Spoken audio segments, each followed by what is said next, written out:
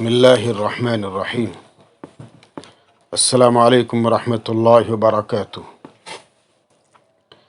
عزیز طلبہ کرام، گزشتہ ہم نے اللہ کے نبی صلی اللہ علیہ وسلم کے حسن خلق اور حسن کردار سے متعلق چند احادیث پیش کی، اور اس وقت اللہ کے نبی صلی اللہ علیہ وسلم کہ جو حسن اخلاق کا معاملہ ہے، یہ حسن سلوک کا جو معاملہ ہے غریب اور لاچار لوگوں کے ساتھ، اس سے متعلق حدیث پیش خدمت ہے۔ فرماتے ہیں بسم اللہ الرحمن الرحیم، وعن عبد اللہ بن ابی اوفا قال كان رسول اللہ صلی اللہ علیہ وسلم يكثر الذکر ويقل اللغو ويطيل الصلاة ويقصر الخطبة ولا يأنف أن يمشي مع الأرملة والمسكين فيقضي له الحاجة، رواہ النسائی والدارمی۔ حضرت عبداللہ بن ابی اوفا کہتے ہیں کہ رسول کریم صلی اللہ علیہ وسلم ذکر میں زیادہ مشغول رہتے، لغو یعنی فضول باتیں بہت کم کرتے، نماز کو طویل اور خطبے کو مختصر کرتے، اور بیوہ مسکین کے ساتھ چلنے میں کوئی عار محسوس نہ فرماتے، ولا يأنف ان يمشي مع الارملة والمسکین، اور ان کا کام کر دیتے تھے، فيقضي له الحاجة۔ یہ نسائی اور دارمی کی روایت ہے۔ حدیث پاک میں مختلف باتیں فرمائی گئی ہیں، جس کو ہم اختصار کے ساتھ انشاءاللہ پیش کرنے کی کوشش کریں گے۔ سب سے پہلے اس میں آپ کے صاحب توضیحات لکھتے ہیں کہ ذکر اس سے مراد ہر وہ عمل ہے جو اللہ کی یاد سے متعلق ہو، اور آپ صلی اللہ علیہ وسلم کی زندگی کا ہر لمحہ ذکر اللہ پر مشتمل تھا۔ اور اللغو اس سے مراد ہر وہ عمل ہے جس میں نہ دنیا کا فائدہ ہو اور نہ آخرت کا فائدہ ہو، بلکہ وہ عمل ذکر اللہ کے علاوہ محض دنیا سے متعلق ہو۔ اور اس سے متعلق آپ کے صاحب مظاہر بھی فرماتے ہیں کہ لغو باتوں سے مراد ہر وہ بات ہے جو ذکر اللہ کے علاوہ ہو اور دنیاوی امور سے تعلق رکھتی ہو۔ یاد رہے کہ ایسے دنیاوی امور کا ذکر بھی کہ جو مصلحت و حکمت سے خالی نہ ہو، ذکر حقیقی کے اعتبار سے فضول باتوں ہی میں شامل ہے۔ صاحب مظاہر لکھتے ہیں کہ ایسے دنیاوی امور کا ذکر بھی کہ جو مصلحت اور حکمت سے خالی نہ ہو، ذکر حقیقی کے اعتبار سے فضول باتوں ہی میں شامل ہے۔ اسی لیے امام غزالی رحمۃ اللہ علیہ نے فرمایا تھا، ان کے اپنی منطقی اور فلسفی تعلیفات سے متعلق فرمایا تھا کہ ضیعت قطعۃ من العمر العزیز فی تألیف البسیط والوسیط والوجیز۔ کیا فرماتے ہیں کہ ضیعت قطعۃ من العمر العزیز فی تألیف البسیط والوسیط والوجیز۔ یہ امام غزالی رحمۃ اللہ علیہ نے اپنی کتابوں اور تالیفات سے متعلق لکھا تھا، اور امام غزالی رحمۃ اللہ علیہ کا یہ قول صاحب توضیحات نے بھی ذکر کیا ہے اور صاحب مظاہر نے بھی ذکر کیا ہے۔ امام غزالی فرماتے ہیں کہ میں نے اپنی عمر عزیز کا ایک حصہ اپنی کتابوں بسیط، وسیط اور وجیز کی تالیف میں ضائع کیا۔ یہ امام غزالی رحمۃ اللہ علیہ کا فرمان ہے اور ان کا لکھا ہے۔ ایسی دنیاوی باتیں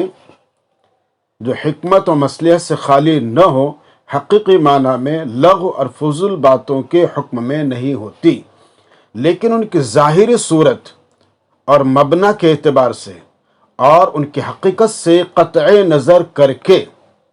ان پر لغو اور فضول کا اطلاق کیا گیا ہے۔ اور اسی تعبیر کو ظاہر کرنے کے لیے عارفین کا قول ہے کہ حسنات الابرار سیئات المقربین، کہ لغو کو اس کے حقیقی معنی بیکار، لا یعنی اور باطل میں مراد لینا یوں بھی صحیح نہیں ہوگا کہ حضرت صلی اللہ علیہ وسلم کی زبان مبارک سے کبھی بھی کسی لغویات کا صدور نہیں ہوا اور نہ یہ ممکن تھا، کیونکہ جب اللہ تعالیٰ تمام اہل ایمان کا یہ وصف بیان کرتا ہے کہ وَهُمْ عَنِ اللَّغْوِ مُعْرِضُونَ، تو اللہ کے نبی صلی اللہ علیہ وسلم کے بارے میں نعوذ باللہ لغویات کا تصور کیسے کیا جا سکتا ہے؟ اور بعض حضرات نے جو یہ لکھا ہے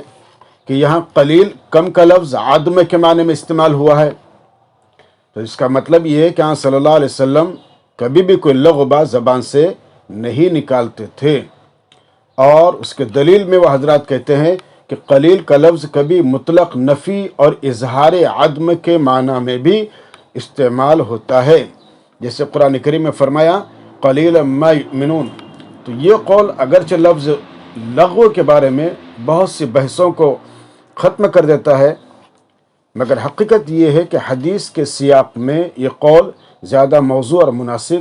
نہیں معلوم ہوتا، کیونکہ تکثیر کا لفظ یقل کے لیے جس معنی کا تقاضا کرتا ہے وہ وہی ہے جو پہلے ذکر کیا گیا، اور اس کے بعد پھر لفظ وَيُقِل۔ علماء نے لکھا ہے کہ قلت کا اطلاق عدم پر بھی ہوتا ہے، اور یہاں یہی عدم اور معدوم مراد لیا گیا ہے، یعنی آپ صلی اللہ علیہ وسلم لغو امور کی طرف بالکل بھی التفات نہیں کرتے تھے۔ اور اس کے بعد کے لفظ استعمال ہوا ہے یأنف، ناپسند کرنے اور مکروہ سمجھنے کو کہتے ہیں، ارملہ بیوہ عورت کو کہتے ہیں، یعنی اعلیٰ اخلاق اور اعلیٰ تواضع کی بنیاد پر آپ صلی اللہ علیہ وسلم بیوہ عورت کے ساتھ چلنے اور غریب غربا کے ساتھ میل جول رکھنے کو ناگوار نہیں سمجھتے تھے۔ اور پھر اس حدیث پاک میں مزید ایک لفظ آیا ہے کہ یقصر الخطبۃ، کہ نماز کو طویل اور خطبے کو مختصر کرتے ہیں۔ اس میں خاص طور پر جمعے کی نماز مراد ہے، کیونکہ خطبے کا ذکر سے یہی بات موضوع معلوم ہوتی ہے۔ جہاں تک خطبے کے اختصار کی بات ہے تو وہ یوں بھی درست ہے کہ آپ صلی اللہ علیہ وسلم اپنے خطبے جمعہ میں جو الفاظ اور جو جملے استعمال فرماتے تھے تو وہ بے حد جامع اور معنی ہوتے تھے۔ ہر جملہ کو الفاظ کے اعتبار سے بہت مختصر مگر مفہوم اور معنی کا دریا رکھتا تھا۔ ویسے خطبے کے اختصار والی بات اکثر احوال کے اعتبار سے بیان کی گئی ہے، ورنہ جب زیادہ نصیحت کرنا مقصود ہوتی تھی تو آپ تفصیل کے ساتھ لمبا خطبہ بھی ارشاد فرماتے تھے، لیکن اتنا لمبا نہیں جس کو ہم آج کے حالات میں لمبا کہہ سکیں، اس لیے کہ پیغمبر علیہ السلام کے جو اقوال اور آپ کے جو کلمات ہیں اور آپ کے جو خطابات ہیں وہ بہرحال اختصار رکھتے تھے اور جامعیت رکھتے تھے۔ بہرحال اس جملے کا اصل مقصد یہ بیان کرنا ہے کہ آپ کا خطبہ نماز کی بنسبت مختصر ہوتا تھا۔ نیز ایک اور حدیث میں جو باب الجمعہ میں گزر چکی ہے منقول ہے کہ نماز کا طویل ہونا اور خطبے کا مختصر ہونا فہم، سمجھ اور دانش مندی کی علامت ہے۔ اس کے بظاہر وجہ یہ معلوم ہوتی ہے کہ نماز چونکہ مؤمن کی معراج اور پروردگار کی مناجات کا موقع ہے، اس لیے طوالت ہی اس کے لیے مناسب ہے، جبکہ خطبے کا تعلق لوگوں کی طرف متوجہ ہونے اور ان کو حق کی طرف بلانے سے ہے، جس میں زور بیان اور اثر اندازی کے لیے فصاحت اور بلاغت پر توجہ دینی پڑتی ہے، اور یہ چیز ایسی ہوتی ہے جس پر ریا کا گمان کیا جا سکتا ہے، اس لیے خطبے کو مختصر کرنا ہی بہتر ہے۔ یہ آپ کے چند تشریحات تھے، صاحب مظاہر کی بھی اور صاحب توضیحات کی بھی۔ اور اس کے بعد پھر حدیث پاک ہے اللہ کے نبی صلی اللہ علیہ وسلم قریش مکہ کی تکذیب کیوں کرتے تھے، قریش مکہ پیغمبر علیہ السلام کی تکذیب کیوں کرتے تھے، اس ذیل میں حدیث پاک ہے۔ فرماتے ہیں وعن علی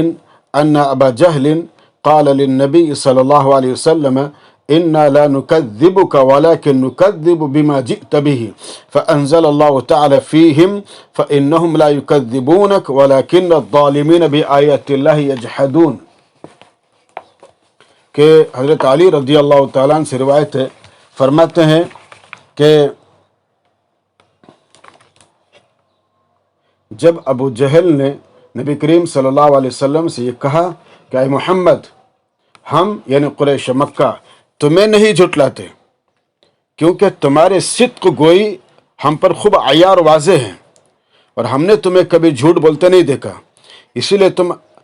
اپنوں اور غیروں سب میں صدق و امانت کے لیے مشہور ہو۔ ہم تو اس چیز کو جھٹلاتے ہیں جو تم لے کر آئے ہو۔ تو اللہ تعالیٰ نے ان قریش مکہ یعنی ابو جہل وغیرہ کے حق میں یہ آیت نازل فرمائی، فَإِنَّهُمْ لَا يُكَذِّبُونَكَ وَلَكِنَّ الظَّالِمِينَ بِآيَاتِ اللَّهِ يَجْحَدُونَ، کہ آپ صلی اللہ علیہ وسلم کو نہیں جھٹلاتے بلکہ وہ ظالم تو اللہ کی آیتوں کو جھٹلاتے ہیں۔ اس حدیث پاک کے ذیل میں مختصر گفتگو یہ ہے کہ تم جو لے کر آئے ہو، اس سے مراد وحی الہی یعنی کتاب اور شریعت ہے، اور ابو جہل کا مطلب یہ تھا کہ تمہارے ساتھ ہمارا اختلاف اس دین اور شریعت کے بارے میں ہے جس کی طرف تم بلاتے ہو۔ ہم تو تمہاری تکذیب صرف اس لیے کرتے ہیں کہ تمہاری لائی ہوئی کتاب و شریعت کو سچ نہیں مانتے۔ اگر درمیان میں سے کتاب و شریعت ہٹ جائے تو پھر تمہارے ساتھ ہمارا کوئی جھگڑا نہیں رہے گا۔ ظاہر بات ہے کہ اللہ کے نبی صلی اللہ علیہ وسلم کی تکذیب اور پیغمبر علیہ الصلوۃ کو نعوذ باللہ غلط کہنا اسی دین اور شریعت کی وجہ سے تھا، اور پورا بخار ان کا اسی پر آپ کے گرتا تھا، اس لیے انہوں نے یہ بات کہی۔ لیکن وہ لعین اتنا نہیں سمجھا کہ جب محمد صلی اللہ علیہ وسلم دنیاوی معاملات میں لوگوں سے جھوٹ نہیں بولتے اور صدق و سچائی ان کا وصف ہے اور وصف خاص ہے جس کا اقرار اعتراف خود قریش مکہ کو بھی تھا، تو پھر وہ دین آخرت کے معاملے میں لوگوں سے کیوں کر جھوٹ بولیں گے اور ان کو جھوٹ کی طرف کیوں کر بلائیں گے، خدا پر بہتان کیوں کر باندھیں گے نعوذ باللہ۔ اصل بات یہ تھی بچوں کہ قریش مکہ کے سارے بڑے بڑے سردار حضرت صلی اللہ علیہ وسلم کے تئیں سخت بغض، عناد اور حسد کا شکار تھے۔ ان کو ساری جلن اس بات کی تھی کہ اس یتیم و امی شخص کو اتنا بڑا مرتبہ کیسے مل گیا، اور ہم اتنی ساری دنیاوی وجاہتیں، طاقتیں، منصب رکھتے ہوئے اس کی پیروی کیسے کریں، کس طرح اس کو اپنا بڑا اور قابل اتباع مان لے۔ یہی جلن ان سے طرح طرح کی باتیں کہلواتی تھی جن میں نہ کوئی معقولیت ہوتی تھی اور نہ کوئی سچائی۔ تو ظاہر ہے کہ اللہ کے نبی صلی اللہ علیہ وسلم کا جو لایا ہوا پیغام ہے، جو اللہ نے آپ کے ذریعے دنیا کی طرف بھیجا ہے، تو وہ اصل پیغام ہے، اور اسی کو مرکز بنا کر نعوذ باللہ اللہ کے نبی صلی اللہ علیہ وسلم کو جھٹلاتے تھے۔ یہ مختصر گفتگو ہے اس حدیث پاک سے متعلق، گرچہ شراح نے اور بھی بہت سی باتیں لکھی ہیں۔ آگے ہے، حضور پاک صلی اللہ علیہ وسلم نے اپنے لیے دولت مندی کو پسند نہیں فرمایا۔ حدیث پاک ہے، وعن عائشة رضی اللہ تعالی عنہ قالت قال رسول اللہ صلی اللہ علیہ وسلم یا عائشة لو شئت لسارت معي جبال الذهب جاءني ملك وإن حجزته لتساوي الكعبة فقال إن ربك يقرأ عليك السلام ويقول إن شئت نبيا عبدا وإن شئت نبيا ملكا فنظرت إلى جبريل عليه السلام فأشار إلي أن ضع نفسك. وفي رواية ابن عباس فالتفت رسول الله صلى الله عليه وسلم إلى جبريل كالمستشير له فأشار جبريل بيده أن تواضع فقلت نبيا عبدا قالت فكان رسول الله صلى الله عليه وسلم بعد ذلك لا يأكل متكئا يقول أكل كما يأكل العبد وأجلس كما يجلس العبد رواه في شرح السنة. حضرت عائشہ رضی اللہ تعالیٰ عنہ فرماتی ہے کہ ایک دن رسول کریم صلی اللہ علیہ وسلم مجھ سے فرمانے لگے کہ عائشہ رضی اللہ عنہ، اگر میں چاہوں اور اپنے پروردگار سے اپنے لیے دنیا کا مال و منال طلب کروں تو یقیناً میرے ساتھ سونے کے پہاڑ چلا کریں، تمہیں ایک دن کی بات بتاتا ہوں کہ میرے پاس ایک فرشتہ آیا جو اس قدر دراز تھا کہ اس کی کمر کعبے کے برابر تھی۔ اس نے مجھ سے کہا کہ آپ کا پروردگار آپ کو سلام کہتا ہے اور فرماتا ہے کہ چاہے تو بندے پیغمبر بنو، چاہے بادشاہ پیغمبر بننا منظور کر لو۔ چاہے بندے پیغمبر بنو، چاہے بادشاہ پیغمبر بننا منظور کر لو۔ یعنی آپ صلی اللہ علیہ وسلم کو دونوں باتوں کا اختیار دیا جاتا ہے کہ چاہے ایسا پیغمبر بن جائیں جو عجز و بیچارگی، تنگی، فقر، مشقت کی زندگی گزارے۔ میں نے یہ سن کر جبریل یعنی اس فرشتے کی طرف سوالیہ انداز میں دیکھا اور گویا ان سے مشورہ طلب کیا کہ تم ہی بتاؤ میرے لیے کون سی صورت بہتر رہے گی۔ انہوں نے کہا اپنے نفس کو پست کر دو، اپنے نفس کو پست کر دو، دع نفسک، اپنے نفس کو پست کر دو، یعنی فقر و مشقت اور تنگی و محتاجگی کی زندگی کو اختیار کرو، نہ کہ عیش و راحت اور ٹھاٹ باٹ کی زندگی کو۔ اور حضرت ابن عباس رضی اللہ تعالیٰ عنہ کی روایت میں یہ ہے کہ آپ صلی اللہ علیہ وسلم اللہ تعالیٰ کا مذکورہ پیغام سن کر جبریل علیہ السلام کی طرف متوجہ ہوئے اور مشورہ طلب انداز میں ان کی طرف دیکھا۔ حضرت جبریل نے اپنے ہاتھ سے زمین کی طرف اشارہ کر کے بتایا کہ پستی و انکساری اختیار کر لیجئے۔ بس آپ صلی اللہ علیہ وسلم نے فرمایا کہ میں نے کہا کہ یقیناً میں بندے پیغمبر بنوں گا۔ حضرت عائشہ رضی اللہ تعالیٰ نے بیان کیا کہ اس کے بعد رسول اکرم صلی اللہ علیہ وسلم نے کبھی ٹیک لگا کر کھانا نہیں کھایا اور فرمایا کرتے تھے کہ میں اس طرح کھانا کھاتا ہوں جیسے غلام کھاتا ہے، اور میں اس طرح بیٹھتا ہوں جیسے غلام بیٹھتا ہے۔ اس روایت کو بغوی نے شرح السنہ میں نقل کیا ہے۔ یہ کچھ دراز سی حدیث ہے اور اس کا ترجمہ آپ کے مفصل ترجمہ اس کا ہو گیا ہے۔ البتہ اس حدیث پاک سے متعلق علماء نے مختلف باتیں لکھی ہیں اور تقریباً ہر ایک کی بات قریب ہی ہے۔ صاحب توضیحات لکھتے اس معاملے میں کہ اللہ کی طرف سے اس خاص فرشتے نے یہ خاص پیغام دیا کہ اگر حضرت صلی اللہ علیہ وسلم یہ چاہیں کہ نبوت کے ساتھ بادشاہت بھی ہو تو اللہ تعالیٰ ایسا کرے گا، اور اگر چاہیں کہ نبوت و عبدیت ہو تو یہ بھی آپ کا اختیار ہے۔ حضرت صلی اللہ علیہ وسلم نے بمشورہ جبریل نبوت اور عبدیت کو اختیار فرمایا اور بادشاہت کو منع کر دیا۔ یہ ہے بچوں فقیری میں بادشاہی۔ یہ صاحب توضیحات نے لکھا ہے اور صاحب مظاہر نے قدر تفصیل کے ساتھ اس پر گفتگو کی ہے۔ فرماتے ہیں کہ فقر و مشقت، تنگی و محتاجی کی زندگی اختیار کر لیجئے جس میں دنیاوی طور پر پستی و انکساری ہے لیکن اللہ کے نزدیک بلند قدری ہے۔ اس کے برخلاف بادشاہت اور دولت مندی کی زندگی سرکشی اور خدا فراموشی کی باعث اور تکبر اور ناشکری کی موجب ہوتی ہے، جس کو اختیار کر کے انسان اپنے پروردگار کی قربت و چاہت سے دور جا پڑتا ہے۔ حضرت جبریل علیہ السلام نے یہ بات گویا غالب احوال کے اعتبار سے بتائی اور اسی لیے اکثر انبیاء اور علماء صلحاء نے فقر و تنگی ہی کی زندگی کو اختیار کیا اور انہوں نے ہمیشہ مال و دولت اور عیش و راحت کی زندگی پر مشقت و محنت کی زندگی کو ترجیح دی۔ اللہم اجعلنا منہم واحشرنا معہم، جیسے غلام کھاتا ہے، جیسے فرمایا آپ نے حضرت عائشہ نے، اس کا مطلب یہ تھا کہ جس طرح کسی غلام کو اس کا مالک جیسا ویسا کھانا دے دیتا ہے وہ اس کو صبر اور شکر کے ساتھ کھا لیتا ہے، خواہ وہ کتنی ہی غیر مرغوب اور ادنا درجے کا کیوں نہ ہو۔ اسی طرح مجھے جس طرح کا بھی کھانا میسر ہوتا ہے اس کو صبر و شکر کے ساتھ کھا لیتا ہوں۔ نہ اچھے اور اعلیٰ کھانے کی تمنا اور خواہش ہوتی ہے اور نہ ادنا کھانے سے کوئی تنگی و ناگواری محسوس ہوتی ہے۔ اور فرمایا کہ جیسے غلام بیٹھتا ہے، اس سے مطلب ہے کہ جیسے دو زانوں بیٹھنا مراد ہے، جیسے نماز کی حالت میں بیٹھا جاتا ہے، اور بیٹھنے کی افضل ترین حیت بھی یہی ہے۔ یہ کھانے کے وقت بیٹھنے کی وہ حیت ہے جس میں ایک زانو کھڑا کر کے اور ایک زانو کھڑا کر کے بیٹھتے ہیں. عام طور پر آپ صلی اللہ علیہ وسلم اسی حیثیت سے بیٹھا کرتے تھے.